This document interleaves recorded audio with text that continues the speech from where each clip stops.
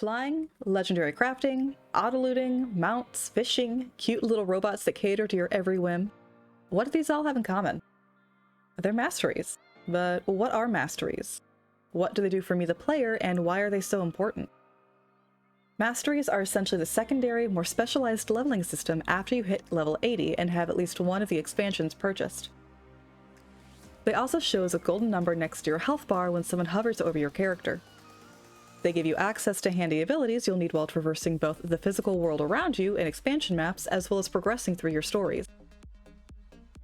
The masteries you'll have access to will correspond with the particular expansion you have, and just like your journey from 1 to 80, you'll level masteries with the experience in those corresponding expansion areas. However, unlike your leveling from before, your experience bar will not automatically go up to the next tier. That part requires a mastery point. There are two parts to masteries: the experience earned in an area and mastery points to spend to unlock the skill you've just gotten experience for. Think of the hero points you've most likely been earning throughout your gameplay so far. You gather them in various ways, and then use those to unlock certain skills and trait lines within your class and progress your abilities within those trait lines. However, unlike hero points that are only gathered and unlocked for each character, masteries are unlocked for your entire count once earned. For example, if you were to unlock the ability to use the first mount, the Raptor, on a character, now your entire account's worth of characters past and future will have immediate access to that ability regardless of their level. Some masteries can be used anywhere and everywhere once earned, some can only be used when prompted or interacting with a particular item, and others unlock crafting or quality of life abilities. We'll go over the UI and how to use the points, and then what each mastery is and how to earn the mastery points. Then some tips and tricks for masteries. Press H to open up the hero panel, just like what you do with your equipment and hero points, and go to the bottom tab on the left. From here, you'll see top down your current mastery rank, which is the number of mastery points you have used to unlock masteries, and not necessarily the overall total mastery points you've gathered. Then we have the masteries sectioned off by what part of the game they belong to, both by name and by the colors of their icons. Central Tyria in reddish orange means masteries related to the core game, aka the areas without expansions tied to them, as well as the second Living World season. Heart of Thorns in bright green means masteries related to the Heart of Thorns expansion and content released in that expansion, like raids and abilities in the third Living World season maps. Path of Fire in dark purple means masteries related to Path of Fire expansion, raids released from that time and will also be used in the fourth Living World season map. Icebrood Saga in darker blue means masteries related to basically the 5th Living World season maps, the only other mastery section aside from Central Tyria not directly tied to an expansion at this time. And End of Dragons in a brighter blue means masteries related to the End of Dragons expansion. Opening one of these will show the drop-down menu of the different mastery sections of related abilities. Clicking on one of those will then show the specific masteries in that section. For the most part, you can do any of the different mastery sections in whatever order you desire. However, you do have to complete the abilities within those sections in order, as they will only unlock from top to bottom. The available points in the top right of the panel will show you how many earned points you have available to spend on a mastery that belongs to that specific expansion or gameplay area. As you gather these, you will also see the available points for each one by their colored icon. The amount of points needed to unlock each mastery is shown by the amount of icons by each one. Once you've selected a mastery to work on and gather the necessary experience in that play area and have the amount of points needed to unlock it, you should see the icons at the end glow. This means you're good to go and can click on that box to unlock it and get to working on the next one. If you think the bar is full but the icons aren't all glowing, hover your cursor over the experience bar and see if you're just missing a small amount of experience, or check to make sure you aren't missing any mastery points. Like for example here with Dragon Slayer, I have all the necessary experience, but I don't have all of the mastery points that I need. Let's take a deeper dive into each of the masteries and exactly what they do. Central Tyria, Pact Commander. Pact Mentor.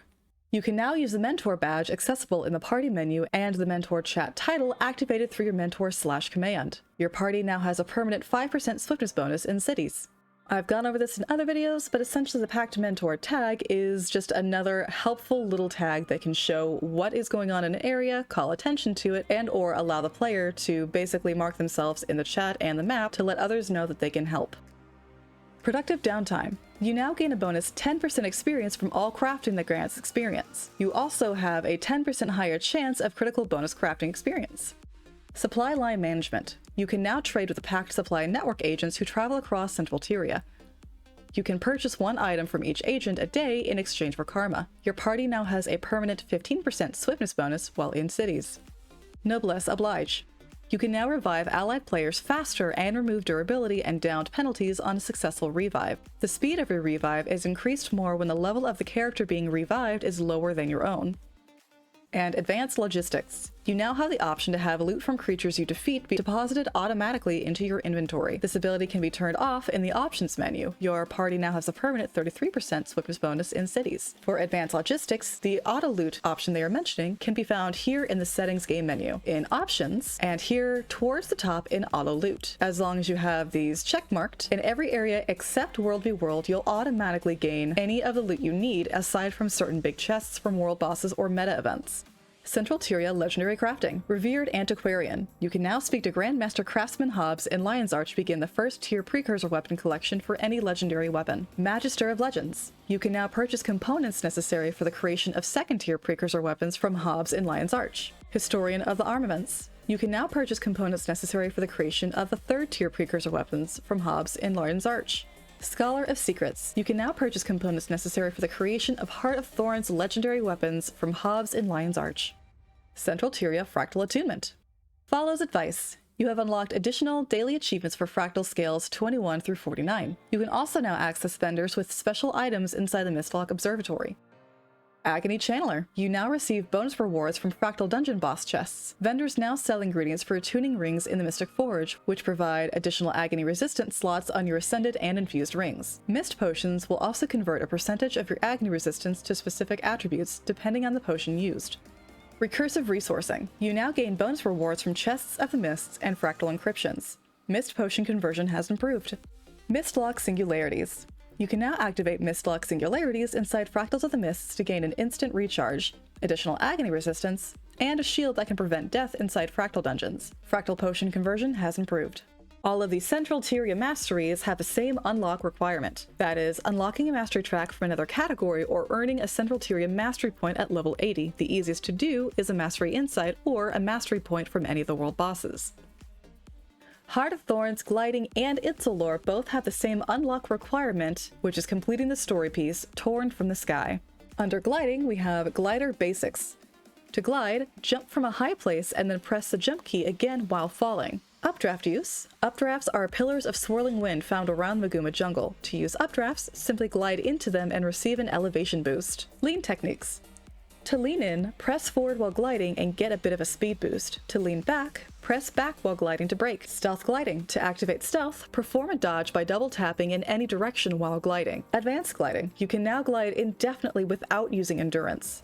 Leaning still drains endurance, but you will not fall. Leyline gliding. Ley lines are flows of magical energy that can be seen around the Maguma jungle. To use ley lines, simply glide into them and allow the energy to flow to move you along.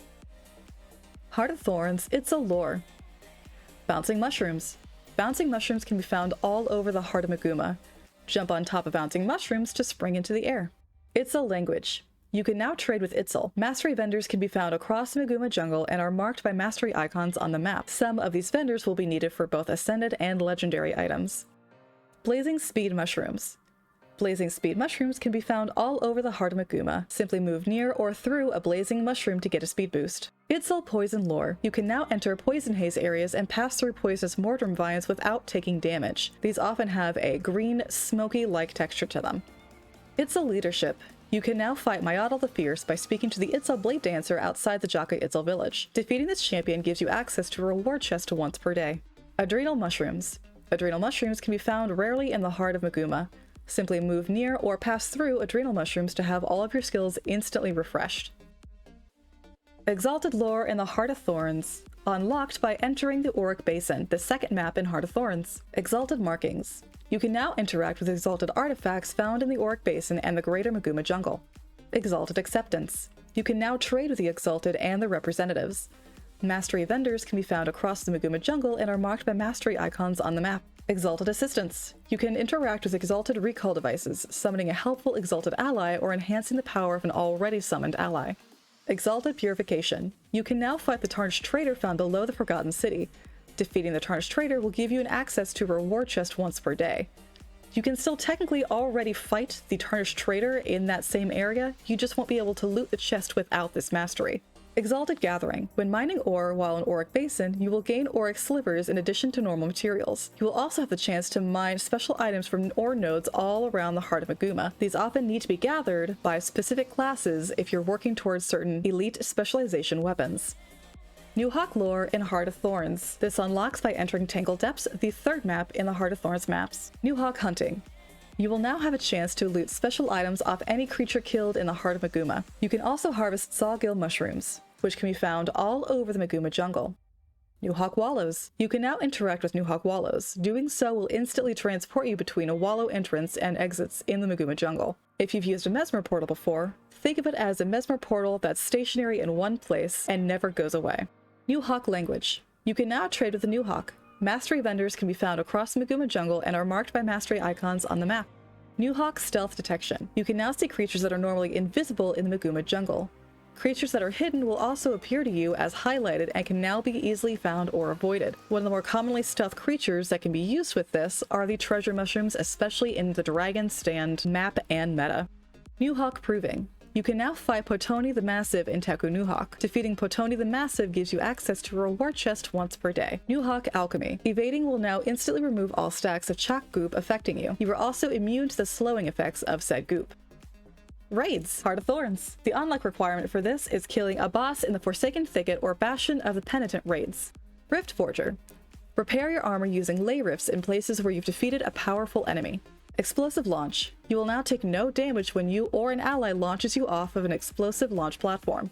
Forsaken Thicket waters. You can now bathe in the healing Forsaken Thicket waters and cleanse your afflictions. Forsaken magic. You now understand the magic of the Forsaken Thicket. Ancient magics in Heart of Thorns. These are the ones that are more specified toward the third Living World season. Counter magic. Use the counter magic special action skill to cancel certain powerful magical abilities used by enemies. Basically, this allows you to turn your enemies' attacks back on themselves. Thermal propulsion. Employ thermal propulsion to travel long distances, aka shove yourself into a volcano hole and get shot out of the other end.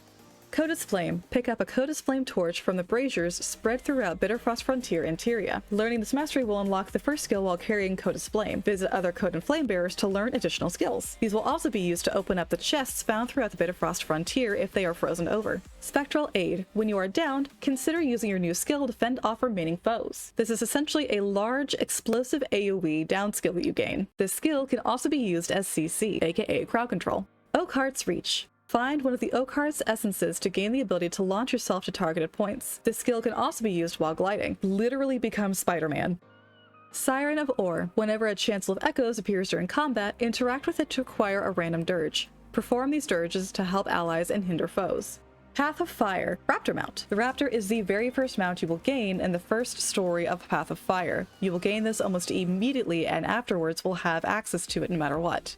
Ravenous Strike. Tailspin now deals greatly increased damage to foes. Roundup. Tailspin now pulls foes into your location, grouping them up for combat. Canyon Jumping. The leap movement ability will now travel much farther distances. Ravenous Discipline. All mounts now receive the bonus from Ravenous Strike, increasing their engaged skill damage. The Raptor is basically your basic moving and long jumping mount. Springer Mount. Path of Fire. The Springer is a mount that can essentially just jump extremely high. In order to begin the Springer and unlock it, purchase the Springer from the High Jump Branch task vendor in the Desert Highlands. For the Springer's masteries, Fortified Descent. The Springer will now have a greater tolerance to taking fall damage, allowing you to safely fall from higher locations. Forceful Impact. Cannonball will now knock down foes, leaving them disabled as you engage them. This is an incredibly powerful CC if you do not have any other ones in your class. High Vault. The Springer's charged jump movement ability will now be able to jump much higher distances. Masterful Descent. All mounts now receive the bonus from Fortified Descent, giving them a greater tolerance to taking fall damage. Skimmer Mount. Path of Fire. The Skimmer is unlocked by purchasing the Skimmer from the Skimmer Ranch task vendor in the Elon Riverlands. Nimble Recovery. You'll now be granted swiftness and protection after getting knocked off your mount or after engaging foes with Barrel Roll. Rejuvenating Revival. You can now heal downed allies when you pass through them with the barrel roll. Ride the Wind. The hover movement ability now hovers at a much greater height. Nimble Benevolence. All mounts now receive the bonus from Nimble Recovery. Getting knocked off your mount or engaging foes will grant swiftness and protection. And lastly, Skimming the Depths. Train your skimmer to dive below the water's surface. Yes, we have an underwater mount. Jackal Mount, Path of Fire. This is unlocked by purchasing the Jackal from the Sand Jackal Run task vendor in the Desolation. Enhanced Evasion. The Jackal's movement ability now lets you evade all incoming attacks. Press Jump or Mount ability 1 to activate this ability. Bolster Allies. Pounce will now grant nearby allies a strong barrier. This is an incredibly helpful thing if you see that an ally nearby is low on health. If you simply jump on them with this ability, you'll give them about a third or maybe even half of their health back just in barrier. Any damage will take from the barrier first instead of their actual health. Shifting Sands. You may now use sand portals to phase to new locations while riding the Jackal. Adroit Evasion. All mounts now receive the enhanced evasion bonus, allowing their movement abilities to evade hostile attacks. The Roller Beetle mount. The unlock requirement is unlocking the Roller Beetle by entering the domain of Korna and completing its collections. Wrecking Ball. Roll out damages foes as you roll over them and launches them a short distance. Barrier Smash. Use your Roller Beetle's boost ability or roll out skill to smash through marked blockades and destroy volatile crystals. Recover endurance when your beetle collides with walls at high speed. And Big Air. Press and hold the jump button after boosting and catch air to perform stylish tricks. Tricks remain active and replenish endurance while the jump button is held. An endurance penalty will be administered for improper landings. Griffin mount. To unlock the Griffin, unlock by completing the Path of Fire story and the Open Skies collections. Soaring Rescue. You can now mount and dismount your Griffin mid-air.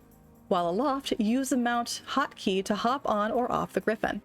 Aerial Prowess. Use Swoop to dive down toward the ground and engage foes below you, or enter the diving state by using Movement Ability 1. When you gain substantial diving speed, use Movement Ability 2 or the backward movement keybinds to carry your momentum upward. And Aerial Finesse. Wing Flap can now be used while diving and pulling up to gain a burst of speed in your movement direction.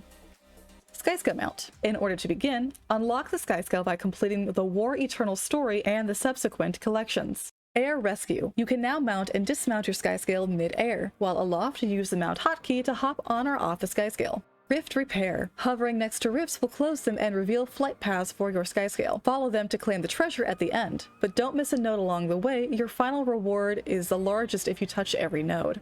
Wall Launch. While clinging to a wall with your Skyscale, hold the jump key to recharge your flight meter, and release it to launch into the air. This requires at least 1 bar of endurance. Crystal Champion. In order to unlock this, simply enter any Living World Season 4 zone. Volatile Magic Resonance. Aurene has gifted you the ability to harvest volatile magic, which would otherwise be hazardous to touch. Bond of Life. Aurene has granted you the ability to temporarily share your health pool with your active mount. Bond of Vigor. Aurene has granted you the ability to rejuvenate the endurance of your active mount.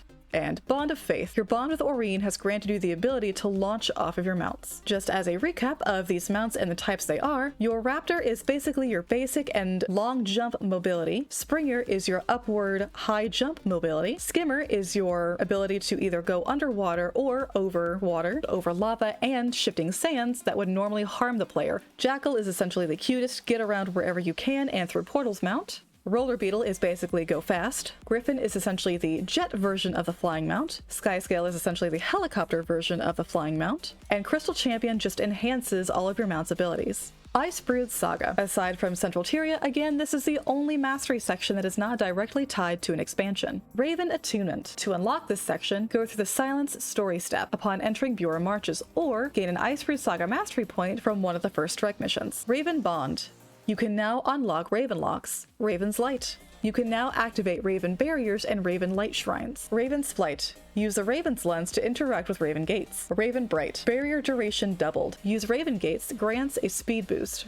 In the Icebrood Saga, there are 3 different types of colored magics. These essentially allow you to harness the essence of each of those 3 magics, and 1, be able to open chests related to these, and 2, be able to throw enemies' essences right back at them, in what's basically a gigantic game of rock, paper, scissors, but with magic. United Legion's Waystation Synchronization. To unlock this, just enter Drizzlewood Coast. Electro-Magical Pulse. You can now interact with United Legion's waystations in the Drizzlewood Coast and obtain the Ash Legion EMP Special Action skill. This is essentially a large-scale, great crowd control. With this, your skill is stun and damage enemies within a medium radius, slow enemies within a large radius, deal bonus Defiance bar damage. Remote Charge. You can now select the Iron Legion Remote Charge Special Action skill from the United Legion's waystations. Instead of the Pulse, You can now throw a charge at your target area. The charge can be manually detonated remotely, or it will explode after the duration ends. Portable way station. You can now purchase consumables from United Legion's way stations that will deploy a portable way station at your location. Basically, you can spawn more way stations. Iron Legion Metazuka. You can now select the Metazuka special action ability from United Legion's way stations. Fires a rocket at the ground that launches a player into the air. If you're already in the air, it'll activate the parachute instead. This is essentially a char rocket launcher that helps and heals allies. Ash Legion Mount Stealth grants stealth to you and your mount. So the Ash Legion has trained you to apply stealth to your mount, allowing you to avoid combat completely. United Legion's Way Station Mastery. Abilities from the United Legion's way stations are now more powerful than ever. This is essentially a far more powerful version of the electromagnetic pulse.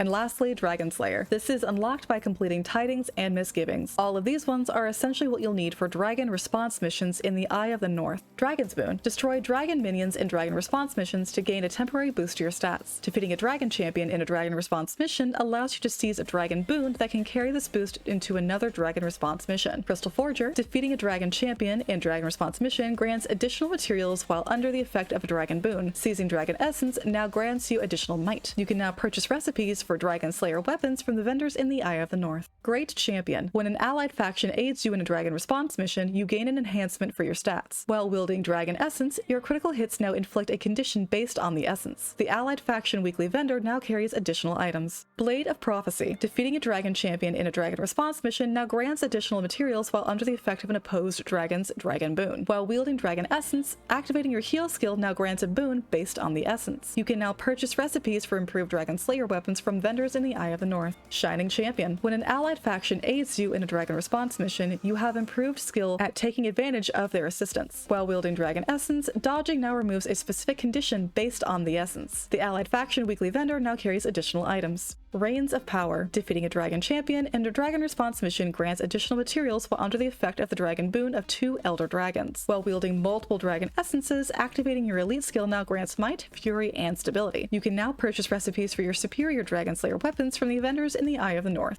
And lastly, Dragon Slayer. The duration of boons granted by Dragon Essence is increased. During the climax of the Icebrood Saga, you can seize Dragon Essence from certain sources. And lastly, End of Dragons. Fishing. Fishing is unlocked by completing the chapter Old Friends in the End of Dragons story. Fishing Hole Master. Reduces the time to catch at fishing holes and triples the XP gained from fishing there. Adds +20 to base fishing power. Angler Sense. Grants a skill that detects nearby fishing hotspots and marks them on the map. Adds another additional 20 to base fishing power. Fishing on a full tank. Bonus 100 to fishing power while nourished. Adds another base 20 fishing power. Master Caster. Increases your maximum casting range by 50% and adds another 20 to your base fishing power. Local Legend. Fishmongers and fishing merchants around Cantha now offer you exclusive selections. Adds another 20 to your base fishing power. Skiff Piloting. To unlock this, purchase a skiff from the Hall Director Suhi task vendor in Seitam Province towards the north. Full Throttle. Learn how to push your skiff to a new top speed. Increases your skiff's hit points by 2,500. Depth Charges. Learn a new skill that sinks enemies swimming close to your skiff. Again, increases your skiff's hit points by 2,500. Speed Boost. Learn how to give your skiff a short burst of speed. Again, increases your skiff's hit points by 2,500. Fishing Party. While on your skiff, you and your party or squad members receive an amount of fishing power based on your total number of catches from fishing nodes. And again, increases your skiff's hit points by 2,500. Jadebots. These are those cute little robots I mentioned earlier. To unlock, complete the chapter The Scenic Route in the End of Dragon's story, essentially when you first enter New Kaineng City. Gliding Booster. Your Jadebot can now give you an upward boost while you are gliding. You can now craft Tier 1 and Tier 2 power cores. Multi-charge. Your Jadebot can now carry up to 4 Jade energy charges at a time. You can now craft Tier 3 and Tier 4 power cores. Jade Tech Waypoint. Your Jadebot now has the ability to set up a personal waypoint for you. You can now craft Tier 5 and Tier 6 power cores. Along with Jade Tech Waypoint, not only can you use your own said waypoint, but if you do not use it, you can place another waypoint someplace else, and these do not expire. These are incredibly useful at world bosses where there's no nearby waypoints, if it's contested, or at a high point where you don't want to get knocked off, just like the End of Dragons meta event. Energy Efficiency. Your Jadebot will now get 2 charges from Jade batteries to a maximum of 4. Your Jadebot can now gather charges from zip lines as well. You can now craft Tier 7 and Tier 8 power cores. Rescue Protocol. Your Jadebot now assists you in rallying when you are downed. You can now craft Tier 9 and Tier 10 power cores.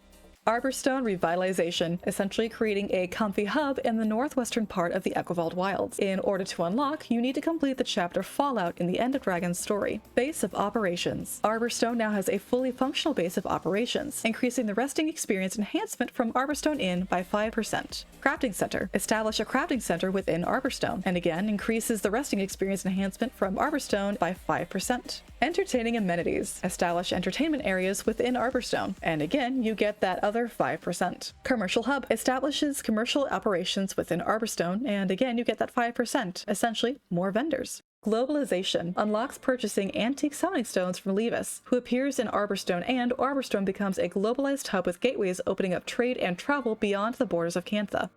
Turtle Mount. Basically a walking siege weapon.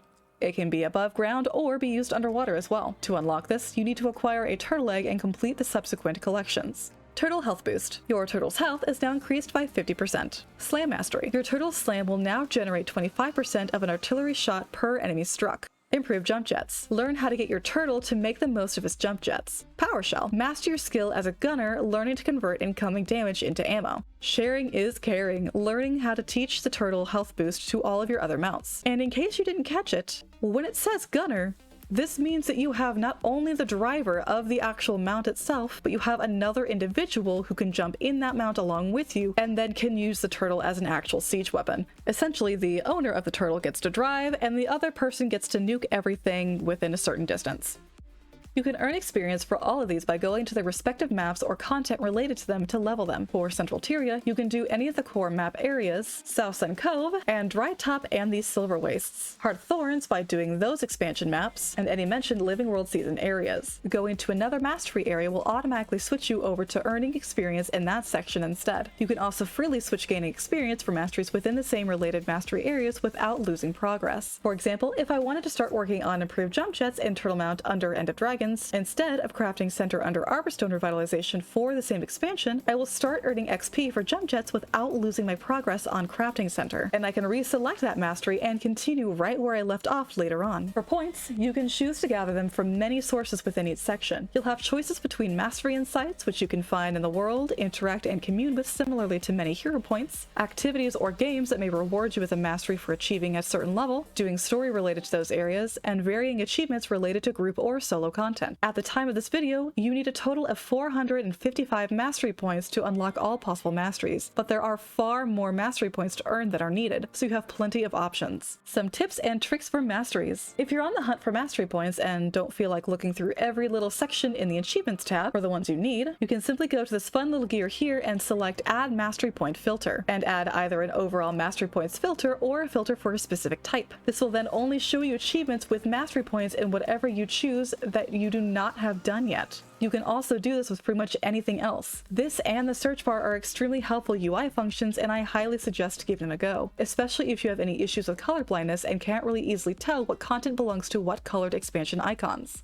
In some areas, mastery points are hidden in the open world instead of being a simple commune with shiny thing you can find on the map. For example, all of the strong boxes in the Heart of Thorns maps are also mastery points the first time you open them. These are normally very easy to get to if you're already running around and completing the map doing hero points. An easy way to get experience for these masteries is by doing the large-scale events called meta events or world bosses in those areas. If you're trying to quickly level these, use whatever experience boosters you have access to and look at the Guild Wars 2 event timer wiki page to see what large events are popping up in order. Once you're done with one, look at the constantly updating table and head to the next event listed. You'll not only get the experience you need, but you'll also get a decent amount of loot and possible rare items that can either make you a lot of gold or you can place in your character for a unique effect. A lot of people will run things called meta trains. They're basically large groups that run from event to event trying to earn XP, masteries, and or loot just like you. For core Tyria, doing certain world bosses like Triple Trouble and doing fractals will earn you great XP as well as more mastery points along the way. You can use other more easily earned masteries to help you on your way to others from completely different expansions and can be used interchangeably. For example, you can get the Raptor mount from Path of Fire in the first story mission and then use that mount to work on Heart of Thorns masteries and hero point gathering while you gather Heart of Thorns experience without worrying about the fact that you don't have a glider yet.